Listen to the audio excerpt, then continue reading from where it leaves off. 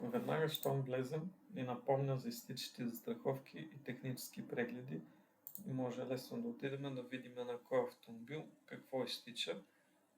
Се върнем в началната страница, където освен за технически прегледи ни напомни за падежи, просрочени фактури. Тук в началната страница също виждаме пътуващи товари, тези, които се изпълняват в момента, където виждаме автомобил и превозвач, ако е продаден. Виждаме необработени товари, това са тези, които имаме заявка, но все още не знаем кой превозвач или кой автомобил ще го прави. Имаме един бърз поглед също така на изтичащите застраховки, просрочените фактури от клиенти, които не са платени на време и изтичащи документи на шофьорите.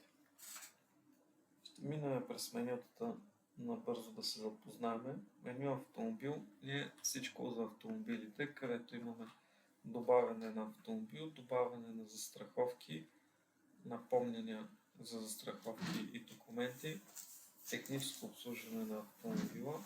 Тук имаме списък шофьори, също така и изтичащи документи за шофьорите. Меню контрагенти ни е следващото, където тук са ни всичките превозвачи и клиенти.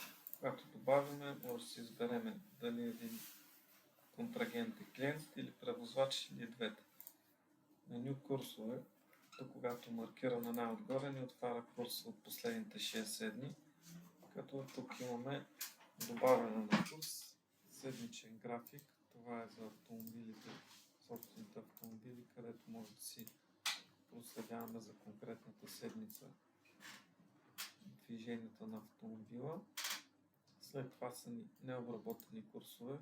Тук, както казах вече, са заявките, които имаме заявка от клиент, но не знаем с кой автомобил или превозвач ще правиме.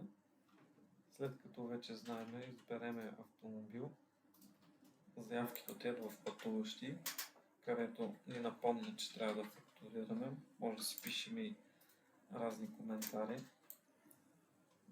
След като ги приключиме като разтоварен, отиват вече в приключи нефактурирани. Следващото ни е нефактурирани, където са всички издадени фактури без фактура, всички издадени транспорти без фактура. Имаме анулирани курсове.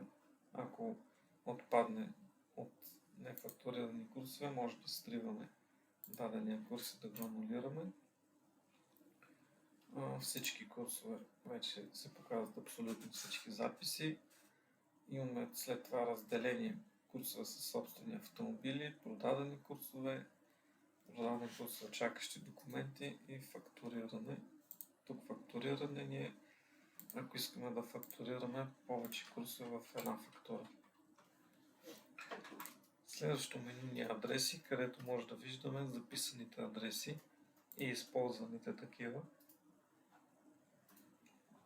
Може да търсим по адрес и да виждаме какъв е бил разтоварен, на коя дата сме били, по коя заявка. След това имаме една подробна справка, меню справки, където виждаме длъжници, задължения, издадени фактури, може да разплащаме фактурите и да правим различни справки за печалба от продадени курсове. Имаме един модул фактуриране, където тук го използваме за фактури различни от транспорт. Другото, което имаме тук е разходен, приходен касов ордер, може да се издават. Следващия модул ни е доставки. От тук може да записваме всички доставни фактури, различни от транспорт пак.